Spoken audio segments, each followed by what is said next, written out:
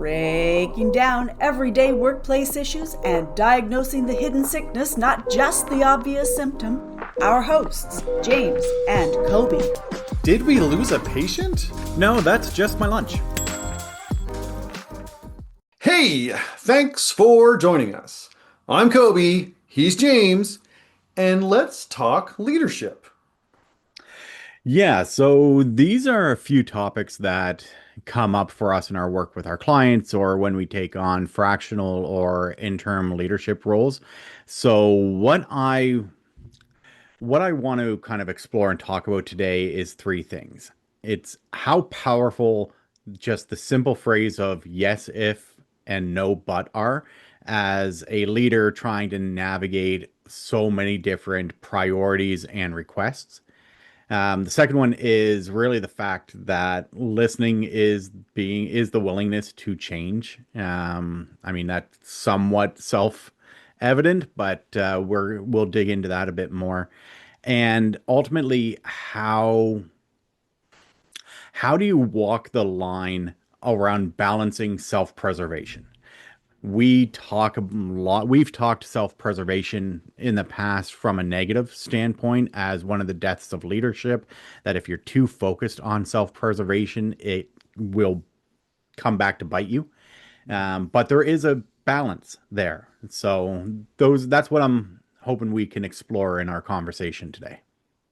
Yeah, because these are, like you say, these are things that have kind of come up in some of our work, but they're also some of the tools in our toolbox that we pull out when we, kind of like are trying to figure out how to navigate tough situations. Because like I mean, like our work is often walking into uncharted waters and trying to like figure out what is the, in this completely unprecedented situation, how does this need to be handled? And that's the nature of the work that we do. So we've Yeah. got a number of frameworks, tools, tricks, tactics, and that's why I really like this leadership tips format of the podcast, is that it allows us to kind of like give you some stuff that works for us or give people some stuff that, maybe they kind of do they do kind of naturally, but this gives them a little more intentionality around like thinking of it, kind of like as a tactic rather than just like something that they're trying to figure out on the spot. So I always And love. I think the important thing to like, these are things that we actually put into place, right? Oh Like yeah, these are tips that we use.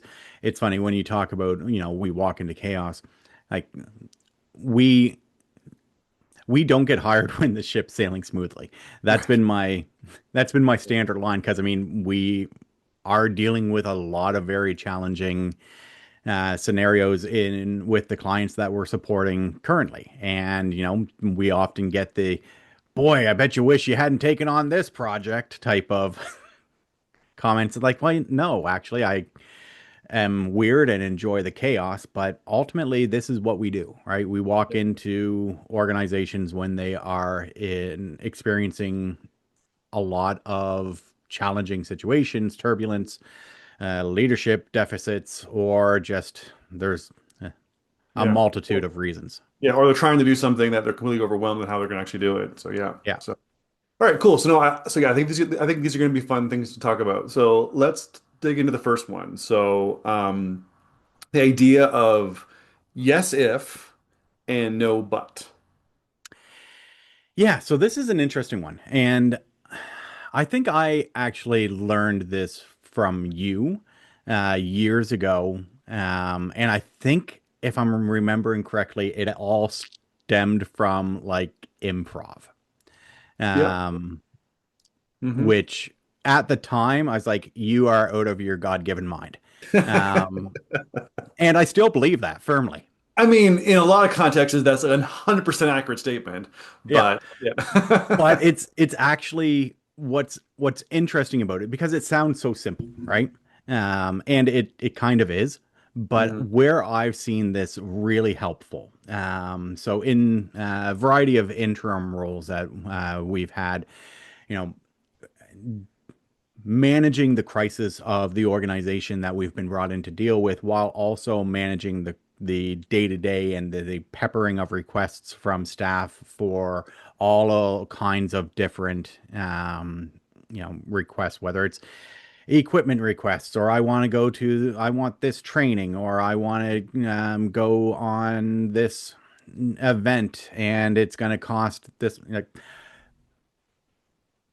a flat no shuts things down immediately and leaves people feeling unheard. Hmm. A quick yes is going to make people happy, but could cause a lot of unintended consequences. Hmm. And so where this is where I found the yes, if and no, but being really helpful is in kind of framing that, you know what, I want to support people who are looking for professional development opportunities, Yeah. but it needs to be within these parameters. So yes, I am supportive of the concept if it meets X, Y, and Z outcome, right?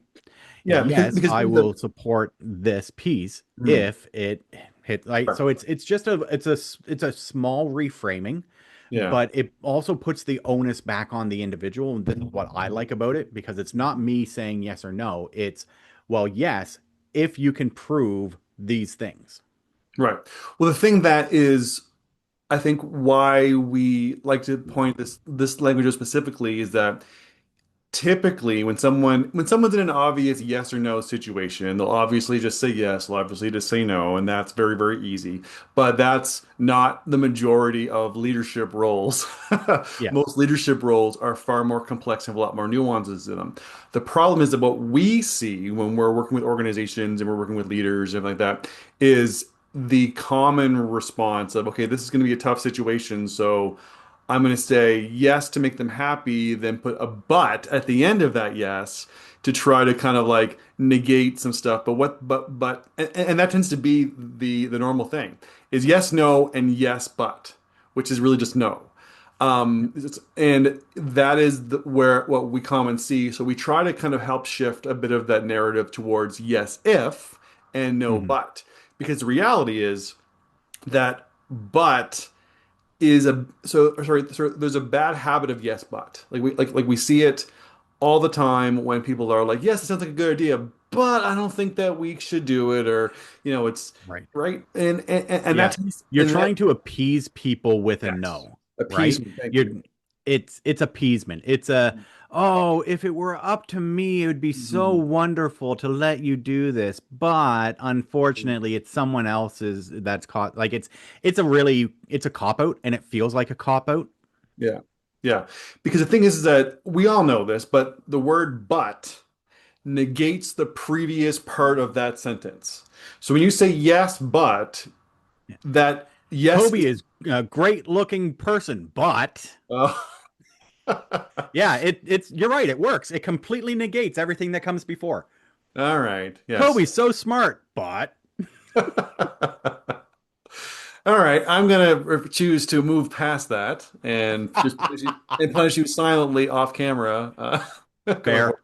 But But the reality is that it's that you're right. It tends to be that we kind of feel like our three options are yes and no and yes but.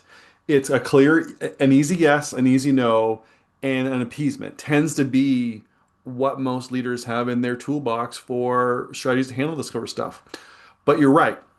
The yes if things come from again a bit of that improv background, because part of it is it's agreement with parameters. Because mhm. one of the things that's real that so again, a lot of people have heard that are familiar with improv. A lot of it is it's good to you want to say yes and is kind of what's more common to add on to it. But sometimes with skilled improv, people skilled in improv, the when everything is an option, you can kind of get lost in the narrative, and the stories can get too unwieldy and anything like that. So people that are skilled in improv are familiar with the yes if pieces, because it puts those constraints on what the scene can look like, or what the actions can It still be. gives you the freedom while creating some lanes Focus. to work in. Yeah, so giving focus.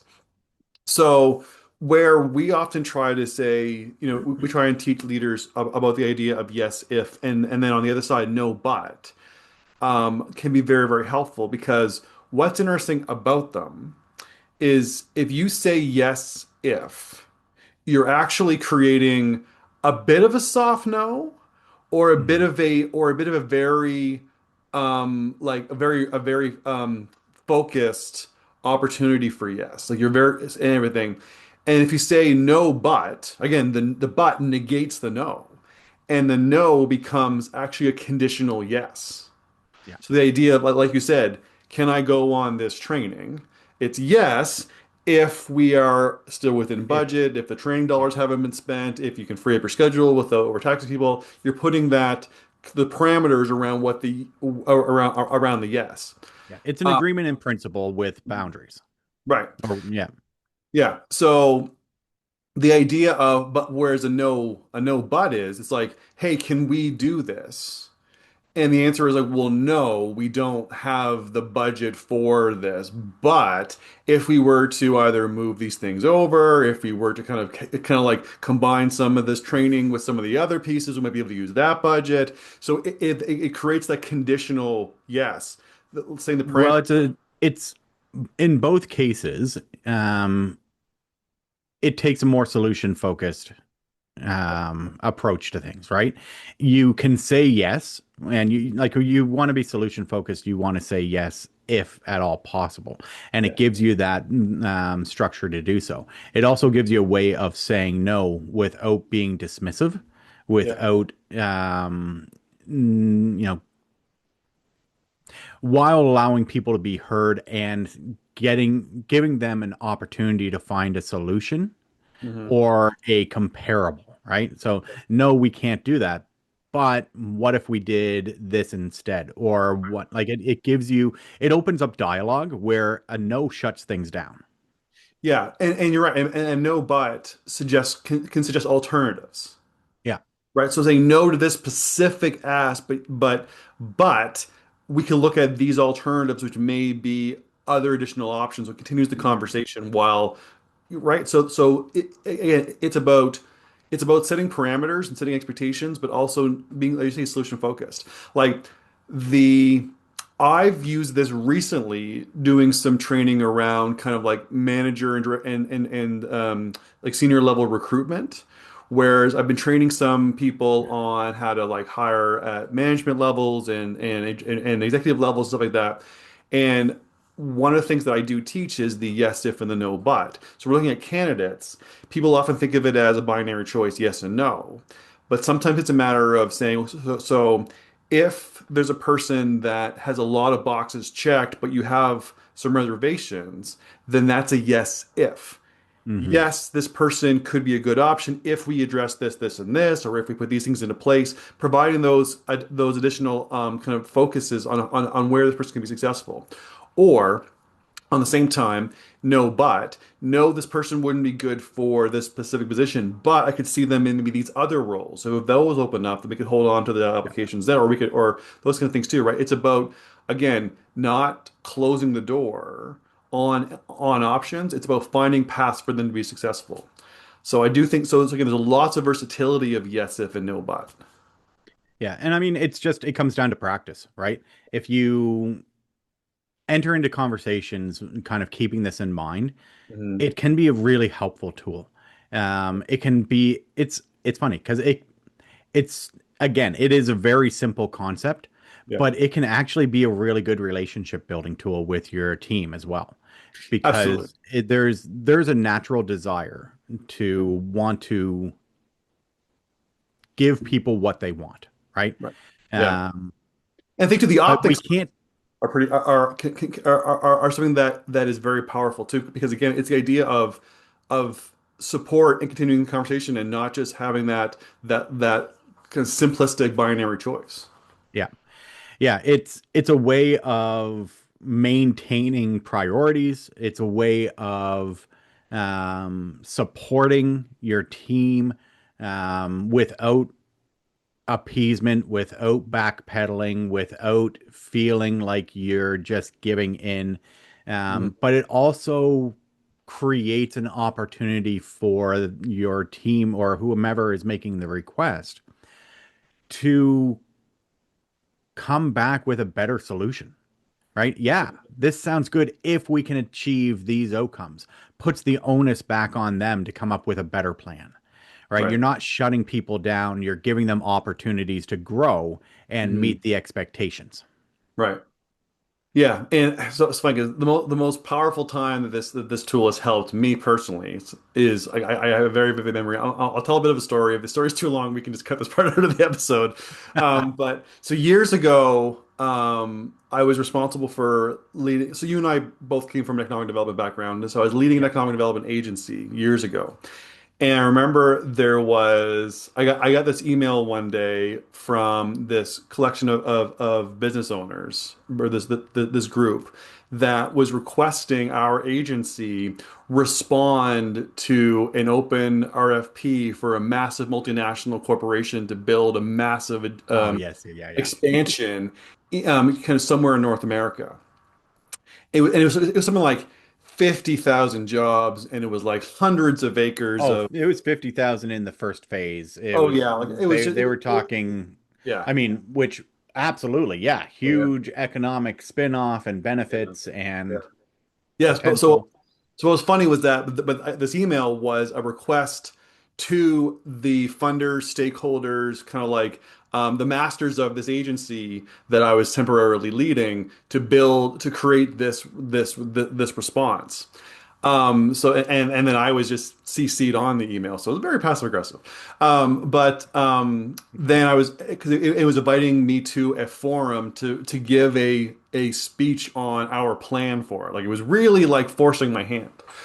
And I was just like, are these people out of their minds? Because I mean, like one, like again, business owners sometimes overvalue some of their understanding of economic development and kind of the nuances and impacts and kind of the subtleties and the depth of degrees. And part of the agency's role is to know things like the workforce stability that can support this kind of huge investment, the land access, all those other kind of pieces, right? And Well, and the agency doesn't have the authority to acquire land that would be needed, and and the the economists tax the breaks that they were asking yeah. for, and I mean the population density of the area was like Yeah. it just Yeah. it was not feasible The for the utility region. infrastructure, Yeah. the power grids, all those kind of pieces like that were completely things that were not known to the general public, but were things that had to be known to the agency. Because the region had not invested in the infrastructure to be ready for that level of investment. I can't imagine well, Atlantic Canada, I don't think has any Yeah. place where it could happen, let alone the region that the organization was working in. So I was invited to this meeting, this public meeting, to kind of acknowledge on this pieces with funders there and with the business community there and the whole thing to announce the plan, which was okay. And so I get up there and my response, should have been, no, you're all nuts. But Mic drop. what I said was, yes, if. I said, yes, we are happy to be a part of a response to this open request. If the expectation is our role is to highlight our region as part of a larger provincial or Atlantic Canadian initiative, that we would provide the data, we would provide the context, we would provide all the available land, we would all the pieces that would be required to do this and how we would provide those pieces and how we would make sure that our region was highly represented and very competitive as part of this larger ask that was Yeah. led by a provincial initiative. And most of the funders, most of the stakeholders, most of the partners, a lot of the business community were very supportive of that answer because I said yes with constraints. Yeah. The people that wanted me to somehow, figure out a way for 50,000 jobs to come to the small region that we were responsible Well, for 50, were, let's, not everybody knows where we're talking. Like 50,000 jobs in a region that has a population of around 80,000, maybe right, 90,000 people, yeah, right, right? Like, exactly, yes, it would have been phenomenal and huge, but first and impossible. foremost, we don't have the population for it. Yeah. Yeah, absolutely. Yes. But what could have been the death of my reputation, the agency's reputation, confidence in the funders, relations with the business community, if I'd gone up there and said what I was justified in saying What no. you wanted to say is you're Yeah. all idiots. Yeah, but again, but saying no would have been political suicide. Yeah. But saying yes if this is what is because again, part of it was I was also like, because obviously we all know about the lack of sustainable power to the area. We all know we don't have enough shovel-ready land. So I was using Yeah. it to say we're all on the same. Transportation Yeah, infrastructure. so I Yeah. used it as a bit of a teaching tool to kind of say these are all the things that we're obviously not expecting it to be, that it's only in this place because we cannot support it for all these different reasons. But saying in a way that they all need to, we all know this, even though most people didn't, but it's a bit of an education piece at that point. But it allowed me to say we could definitely play a part in it within certain conditions, Yeah. and that we are more than happy to act. And again, I left to a very positive response, and it maintained great relationships with all the people that I had to, upon leaving. But it was a very powerful way for, me to be able to navigate such a politically, like sensitive and potentially disastrous situation by just the simple tactic of yes if. Yeah. Okay, let's jump into our next leadership tip. Right. So, listening is the willingness to change. Hmm. I think it's a, again, we're not breaking new ground here necessarily, Right. but I think this is an important reminder as much as anything. I think most people are probably have heard this or are aware of this anyways. But, Yeah, I mean, maybe not. Because again, to be well, honest, this is another thing. Actually, is what's funny. This actually comes from improv too. Because part of it is about this is one of those kind of fundamental tenets of the idea that the difference between listening and hearing. Sometimes mm, that isn't as obvious to people, and some of those pieces as well, because hearing is like taking in noise and information, and just passively accepting it. Listening, and people say it's active listening, but no, all listening is required to be active. Just let's be clear about that. Is it idea of you're processing what you're hearing with an openness to having it impact your thought process, your understanding, yeah. your opinions.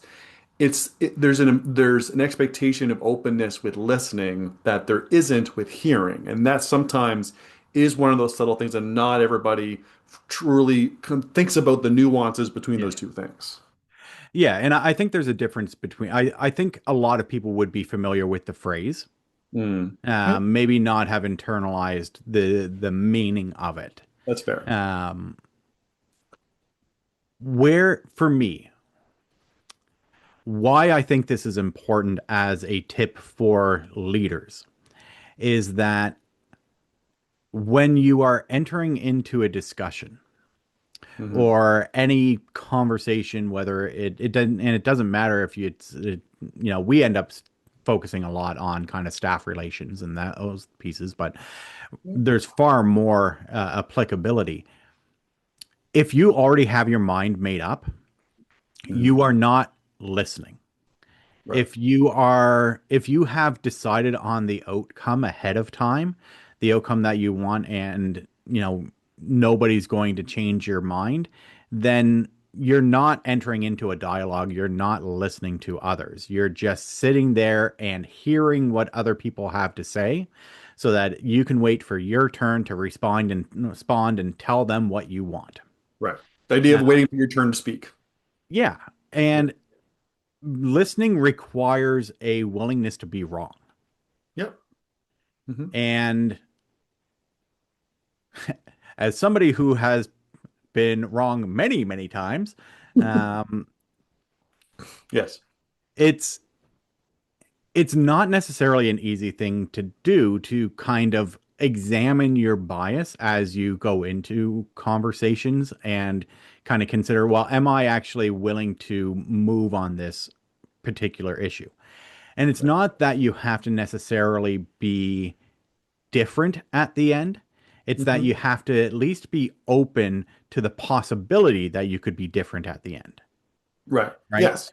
Yeah. It's not, this is not to say that you have to enter every discussion and not fight for your beliefs and just change based on what other people are telling you. Right. It's that you can have very firm beliefs, you can be a very opinionated person. Trust me, I know. Um, you can have very firm beliefs and enter into a discussion with somebody being willing to be proven wrong. Yeah. Yeah, and that really is that there's an openness is an essential element to listening. If somebody has their mind made up, if someone is closed off to alternatives, if somebody is firm in that nothing that anyone says, shows, provides, anything like that is going to sway their change their mind, change their thoughts, change their opinions, then they're just hearing you. Mhm. And that is, I really do think that is a very important distinction. Now, I'm going to make a huge assumption here. I'm going to assume that most podcast listeners are people that listen, because part of why we listen to podcasts, kind of like, especially work-related ones like ours, is we are open to some type of different thought process, some type of different approach. I mean, if you're We are listening. looking for new information, something interesting and curious that's going to make us change the way that we think about things. And you know what? Maybe that's the term right there is curious, right? Yeah. Curiosity, I think, is probably what all listening does need to happen. Because if you're curious, you are willing to change because you're willing to add to your information. Adding new information to your perspective is a willingness to change. But you're right. What you said is that you don't have to change. It's not mandatory that you change. That if someone says something to you, you just follow that. It's the possibility of adding to your knowledge, the possibility of broadening your perspective, the possibility of changing your opinion, the idea of giving of accepting more context. All of that is what listening is. So, which is why one of the things I've often pushed back on with people when they talked about active listening, I said, no, all listening is active. I said, if it's not active, then you're hearing, and that's just the nature of it. Those are semantics. But I think this actually might go back to what we talked about in our last episode, and we talked about our one of our favorite leadership folks, Jody Bach, and the work that she does around conscious leadership and above and below the Yeah. line. Because I mean, the idea of above the line is kind of where are you and kind of your mental state. Are you above the line and you're open and you're curious and you're willing to learn, or you're committed to learning, or are you below the line and you're closed and you're defensive and you're committed to being right? And I think that where you are above and below the line has a huge impact on whether you're listening to people or whether you're hearing people. So above, you're listening, below, you're hearing. And maybe that's part of this whole conversation as well. Yeah. And that's, I mean, we could probably do another segment on that as a tip if we wanted to, but Mhm. your story took up too much time. Yeah, that's fair. No, but I will admit that kind of in the first few times I kind of was exposed to this above and below the line concept, I was a little dismissive of it as being as impactful as it can be. Right. Um, but it's often the simple Hmm. concepts that have a lot of weight to them. Right. Um, and it is relatively simple in concept of if you are um, open and curious, Hmm. then you're in this state where you are looking for new information. If you are willing to change and entering into a dialogue with somebody, by nature, you are above the line in this vernacular. Hmm. And I like the parallels there because I see um, it's always nice when you come across a piece of information that is short, easy to remember, and prompts thinking. So Right. being able to ask yourself, like self-reflective, am Mhm. I above or below the line? Is something you can do very quickly that carries a lot of other information along with it, packed into it. Right. Um, As well as, am I in the moment, am I listening to this person or am I just hearing them? yeah, those types of, regardless of what language you end up using, that type of self-reflective activity as you um, go into conversations. And Hmm. it will require active thought Yeah. until it becomes a natural part of your process. I Mhm. mean, this is how we have to practice tips and we have to Yeah. practice good leadership. And Mhm. the practice takes that conscious effort until it becomes muscle memory. And eventually it's something that will start to be ingrained, and you will find yourself listening to people more. You will find, and as part of, as you listen to people and as you're curious, you will start using things like yes, if, and Mhm. no, but, right? Like Yeah. these are connected. They Mhm. are relatively simple tips that we see a lot of value in and hope that you will find the value in as you begin to use them. Agreed. Okay, let's move on to the last one because we could spend a little bit more time talking about this one, which is the idea of balancing self-preservation. Yeah. So one of the things I kind of want to get this kind of state from the very beginning is that you and I, the nature of the work that we do, less with our fractional work that we do and the consulting and advisory work that we do, but a lot more prevalent in the interim work that we do, is around the ability to never have to worry about self-preservation in the roles that we're in. I guess one of the things that we like about stepping into interim roles, even though we don't do it a lot, it is something that is a powerful weight off our shoulders that we don't have to worry about our longevity, that we are Yeah. there for a single purpose. So we don't have to worry because we often say, if people don't like this, they can just wait us out because we're going to be gone in 6 months or a year or whatever it is, right?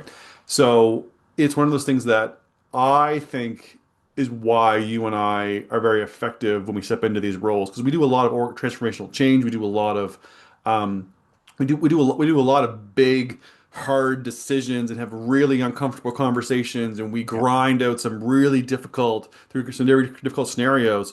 We But also legitimately make people mad because absolutely, we start put we part of what when we are brought into leadership into interim leadership roles, it's usually because the organization is in very significant turmoil or jeopardy, yeah. and things need to change quickly, Hmm. and things need to change quickly and Yeah, drastically. So yeah, we end up pushing people out of their comfort zone, but because we have to change a lot of stuff in order to keep the organization pointed in the right direction.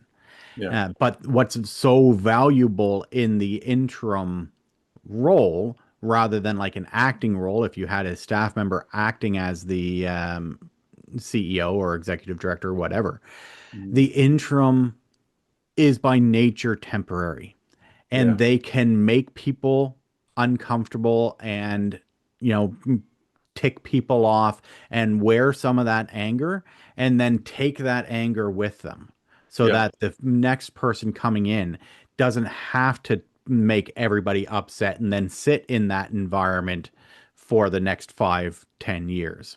yeah, yeah. I mean, especially yeah, the power of having an external interim leader come in during to like you say to address the things, have the hard, make the hard decisions, make the unpopular decisions, have hard conversations, really push you out of the comfort zone, make people angry, and then they leave the situation much better, but then someone else who's going to be there for the longer term doesn't have to wear all of that baggage. It often leaves with the interim leader is something that we again we're not the only ones that do this, but anyone that does this type of work like us knows the value of that situation and why the external approach is so powerful during organizational transformations. And then having that transitional leader is such a better option than trying to like cobble plans together with acting people internally and people stepping outside their comfort zone and then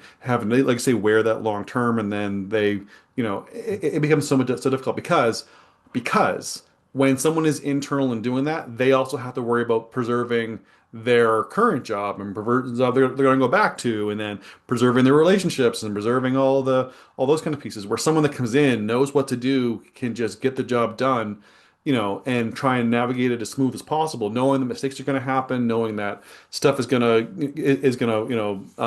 falter and crack, and people are going to be uncomfortable. and then they leave is it's such a powerful thing when you remove that need for self-preservation. So let's shift gears slightly away from the pitch. Like we enjoy the interim stuff and we see a lot of value in it, but we've talked about self-preservation in the past as one of the deaths of leadership. Yeah. And so, how do you, as a leader, a manager, as somebody who is not interim, who is not trying to be temporary in their role, how do you balance that need to not intentionally tick everybody off? Um, Oh, and my intent, even you don't intentionally, no, you don't. You're happy to do it, but you don't look no, for, I don't look for opportunities to tick people off. You're other right. than me, you do that to me, but I mean, I'm stuck with Yeah, you. So well, professionally, I don't look for opportunities to tick people.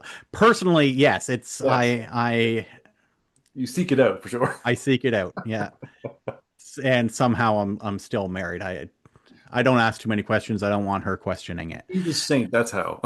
That's true. She's actually been told that before. Anyways, I digress. Yes, you do. So how do we actually make this relevant? And I think there's no one hard and fast rule that's going to work for everybody.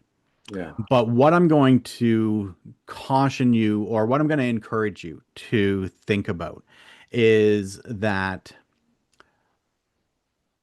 there is a lot of value that comes from the willingness to put yourself on a ledge, Yeah. to put your, when making difficult decisions or decisions that um, have the potential to blow back in your face. We have seen time and time again the people being incredibly impressed, the reputation, the opportunities that that brings. There is a benefit to pushing past self-preservation and Mhm. taking on some of those risks, making those decisions that are going to be unpopular or the ones that you know that are in the right interest of the organization, but are probably maybe it's going to negatively impact the long-serving, very vocal members of your team. Right. Um, there is self-preservation.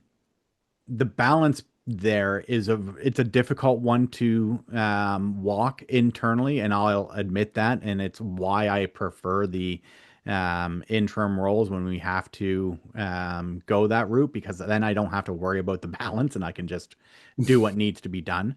Right. Um, but don't undervalue how important and how other people view the courage that that takes internally. Agreed. And again, I think we may be painting a picture that we are when we step in interim roles, we're the corporate cutters that go in and just like slash people and lay people off and this and this and Oh, that. no, no, no. We're definitely not saying that. What we're saying is that when we go into places, often really important things have to happen, important things have to change. And again, and usually we're up against a kind of like culture of complacency Yep. and shaking that up and then readjusting it. And again, sometimes it's actually far less common than most people would think that we terminate people. Pushing people onto progressive discipline, that's something that we often do, but it's Yep. rare that we actually terminate people. It's very, very, very rare because often we don't have to, because often it's the matter of putting the processes in place and then adhere and then be consistent with those processes is what we say when we say we don't those tough things happen. It's usually those kinds of pieces, and there is some self-preservation on us. We want to make sure that our reputations of of being respectful and compassionate but also effective has to be maintained too. Yes. But the thing is that it's the idea of you're right. I've always heard the phrase "fortune favors the bold," and I Hmm. never really understood it until we started doing this kind of work. Because one of the things that I know that we've seen is when we leave organizations after going in and doing massive transformations and making unpopular decisions is that people, even the employees, like the vast majority of employees, of partners, of stakeholders, of shareholders, really miss us when we go because we take such a bold stance on everything. And but we also are really, but we also focus on risk mitigation. So we don't just arbitrarily make decisions. We make evidence-based decisions that can be backed by facts, backed by logic, backed by process, and we act on it very efficiently and without, kind of without a kind of we don't teeter totter on stuff, or we don't, I can't think of the term I'm looking for here, but we're decisive, right? Just yeah. Yeah. And the evidence-based piece is an important aspect of it. I think there's one scenario that kind of pops to mind that might give some clarity in terms of like the nature of unpopular decisions. Because you're right. I don't want to give that perception that we are corporate like, coming in and just cutting people's jobs gleefully, Right. because that's not at all what we do. Not at all. But for instance, organization that we've supported recently has a number of long-term, long-serving staff that had very close relationships with the previous executive director. Ended up presenting in the workplace with special privileges, being used to I mean, lately, not having to ask permission for stuff, just knowing, well, the previous executive director would have let me do it. Those type things that were operationally not wise, but the decisions were made out of friendship rather than out of operational need. One of the things that we've had to do is just full on, this is done. right. It was unpopular. It created a lot of a lot of discussion, we'll say. But ultimately, I did not want the person coming in after us to have to make everybody mad by changing the rules and getting back to what's operationally required, and then have to wear that with the staff for the next 5 years, right? That's an example. It's those types of difficult, the decisions that you know are going to be unpopular that do require a bit of courage to enact, because you know you're going to get blowback on it, and you know that, like, what happens if we lose, in a small team, what happens if we lose four of our longest serving staff because they're upset that they're the perks that they negotiated with the previous executive director that's undercutting the operations of the organization get Mhm. pulled away. Yeah. I mean, the other thing too is that we see this sometimes with leaders who are too focused on self-preservation or too focused on consensus, and they Yeah. move too slow. So I know there's a number of organizations that we've worked with that didn't have processes in place, or didn't have enough action items on their work because they want to make sure that everybody involved signed off on every single step that they made, and had meetings to death, and they focused on language of agreements rather than on defining outcomes and outputs, and these kinds of things like that too. And then when we've stepped in and we've been like, okay, well, that time is done because we've been talking for a year. We're going to do this. We're going to define this plan based on the work that you've already done, and how we're going to do it. And then we're going to try it out for 6 months, and if it doesn't work, we'll make some adjustments. And just pushing on action, and even and people were not comfortable with that pace. They were not comfortable with the fact that we've always done things here where everything is consensus based. Like, well, then we're getting into analysis paralysis, and we've done nothing but talk for a year, so that time's over. Let's try There's something. nothing that's going to turn me off faster in terms of like Yeah, somebody's plan or idea than saying, well, this is the way that we've always done it before. yeah, yeah. Well, I think obviously it hasn't worked for you because that's why we were brought in. Right. And I think that's one of those things that we, again, self-preservation pieces that we go after is we tackled those things head on. And that's Yeah. usually one of the canary in the coal mines for us, right? But the idea of just like, again, we've seen leaders with great potential get stuck on this trap of self-preservation and they falter and they worry about consensus and they worry Yep. about making sure that every decision is popular and that's run by every single person, and they spin out on agreements, they go back and forth, and they don't make the decision to try something. And it can, because like part of it is their plan is let's make sure that we've mitigated every possible scenario, every possible risk. We've gotten everybody on board. We don't take a step unless it's completely guaranteed success. There's no such thing as a risk-free decision. No, and that's just it. And then this is when they get into the whole analysis paralysis and they don't do anything. Whereas the bolder steps of saying, okay, we've done our homework, we understand the risks, we have some plans how to mitigate them as we go, but we are going to try something and then we're going to reevaluate it at a certain point and try to and then make modifications and continue to go. That is a very different approach that again makes people uncomfortable because there's risk associated with it. But if you're taking it from a risk mitigation, evidence-based, like you have a plan for how you're going to adjust and refine as you go, that is kind of where you can find some of that balance that we talked about before of balancing action and change and unpopular decisions and difficult decisions with doing your homework, with getting the evidence, with having plan A, B, C, D, impacting good change management protocols where you get buy-in for the change before the change happens. Hmm. These are the things that you do to balance the self-preservation role because, again, bold and decisive actions impact in your role. Effective change requires the balance because it requires effective actions with risk mitigation. Yeah. Yeah. I mean, again, there's no one rule that's going to fit every situation. I mean, you're going to have to use your professional judgment. Yeah. But I think what I'd like to reinforce is the benefits that Mhm. come from being willing to push self-preservation to the side strategically when it makes sense, because those being having the moral courage to make a decision that you know is right but not popular Mhm. gets noticed.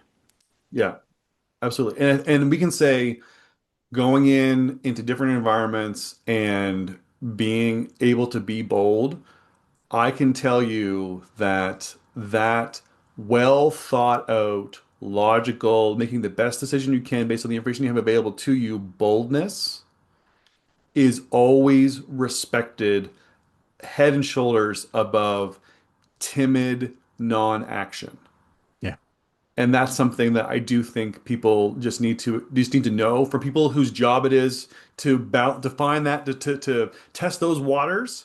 This is what we're coming back to report you on. It's people who our job it is to test those waters on a daily basis. Our history of work has told us fortune does favor the bold if the bold does their homework and if the bold has a plan. Yeah. So I would definitely leave it with that. The other thing I wanted to touch on real quickly is that So you're not leaving it with that. no, no, no, you're not. I just had a thought though that a lot of where that boldness can be mitigated is with yes, if, and no, but, right? Because I mean, when you are kind of bringing forward these ideas, if you're looking at things, maybe it's not always articulating the yes, if. Maybe it's a matter of saying, can we do this? Should we do this? Yes, if we have this plan, if we have this evidence, if we mitigate it this way, if we can articulate our justification for it, then we do it. Or no, we shouldn't. But if we gather this, we do this, we answer these questions, we get this information, then maybe we can. And Hmm. maybe it's sometimes the yes if and no but is something that's great verbalizing, but it is a helpful tool for you to look at maybe how could you balance self-preservation by giving yourself again that conditional yes or the with a no but or the potentially the idea of that much more narrow focus of where you could actually play in that role. So there may be some value in trying to use some of that part of it to help with balancing the self-preservation. Okay. Great. I think that about does it for this conversation. Yeah. Yep. No, this was good. I hope you listening find something of these little tips, specifically around hearing and listening above and below the line, and yes, if and no, but. I think there's enough pieces that you may be able to take something away, and maybe it'll help you with your everyday. Yeah. Okay, so that about does it for us. For a full archive of the podcast and access to video versions hosted on our YouTube channel, visit roman3.ca/podcast. Thanks for joining us. For more information on topics like these, don't forget to visit us at roman3.ca. Side effects of this podcast may include improved retention, high productivity, increased market share, employees breaking out in spontaneous dance, dry mouth, aversion to the sound of James's voice, desire to find a better podcast.